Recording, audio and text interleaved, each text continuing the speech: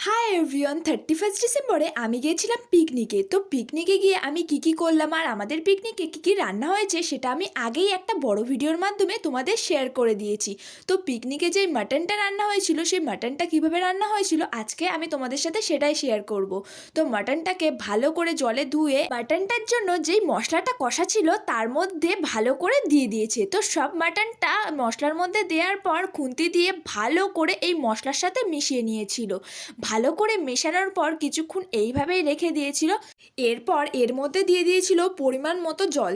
তারপর বেশ কিছুক্ষণ এইভাবে ফুটতে দিয়েছিল। তারপর আমাদের খাওয়ার জন্য একদম মাটন রেডি হয়ে গেছিল। তো এই ছিল আজকের ভিডিওটি ভালো লেগে থাকলে লাইক, কমেন্ট, শেয়ার। আর আরও এরকম ভিডিও দেখতে হলে আমার চ্যানেলটিকে সাবস্ক্রাইব করতে ভুলো না যেন। আজকের মতো চলি, দেখা হচ্ছে আবার নেক্সট কোনো ভিডিওতে। Thanks for watching.